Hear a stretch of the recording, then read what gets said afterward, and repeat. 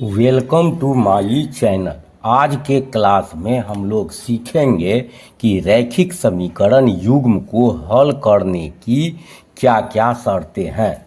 शर्त जानने के लिए रैखिक समीकरण युग्म के गुणांकों की तुलना किया जाता है।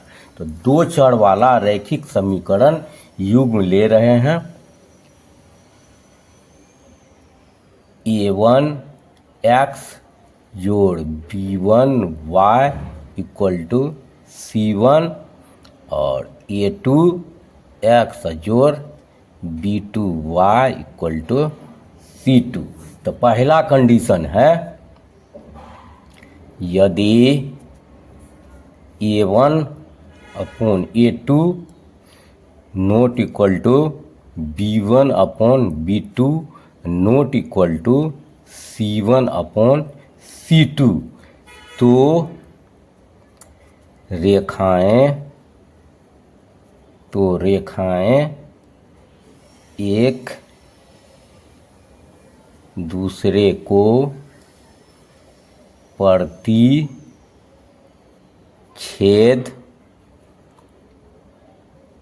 करती है। अर्थात एक रेखा एल लिए तो दूसरी रेखा इस पोजीशन में हो जाएगी। तो रेखाएं एक दूसरे को प्रतिच्छेद करती है। दूसरा हो जाएगा कि समीकरण युग्म का अद्वितीय हल होगा। समीकरण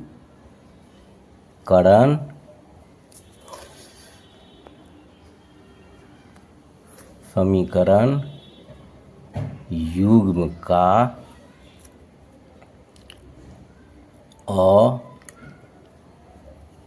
अद्वितीय हल होगा। तीसरा में हो जाएगा समीकरण युग्म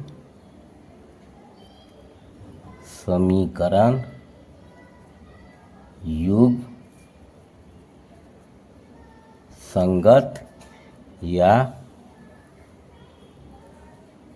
अविरोधी होगा। तो पहला हो गया कंप्लीट। अब दूसरा लेते हैं। दूसरा यदि a1 बट्टे a2 इक्वल टू b1 बट्टे b2 इक्वल टू c1 बट्टे c2 तो रेखाएं समपाती होगी। अर्थात एक ही रेखा के ऊपर में दूसरी रेखा।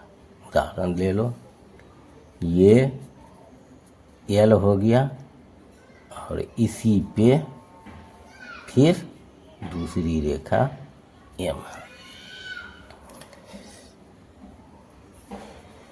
या दूसरा कंडीशन हो जाएगा कि समीकरण युग्म का अनेक हल होगा। समीकरण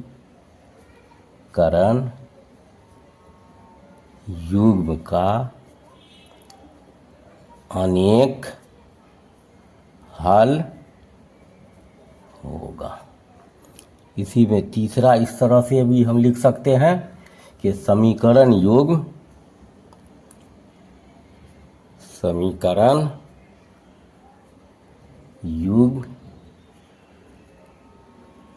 संगत या अविरोधी होगा। और सी में तीसरा यदि a1 upon a2 equal to b1 upon b2 upon c1 c2 यानी ये दो बराबर है और दूसरा ये बराबर नहीं है, तब उस पोजीशन में हो जाएगा तो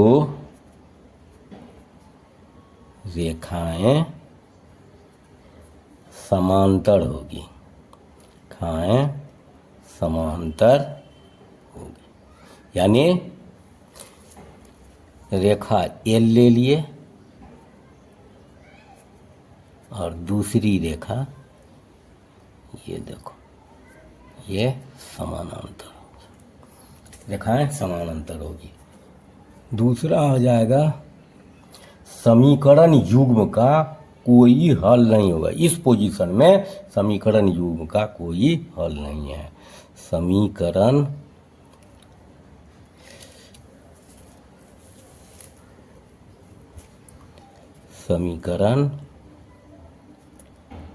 युग्म का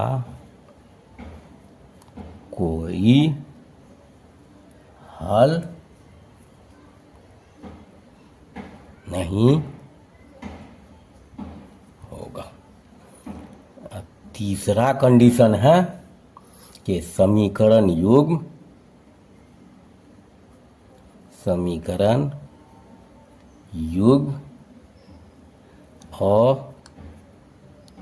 असंगत या विरोधी होगा। धन्यवाद।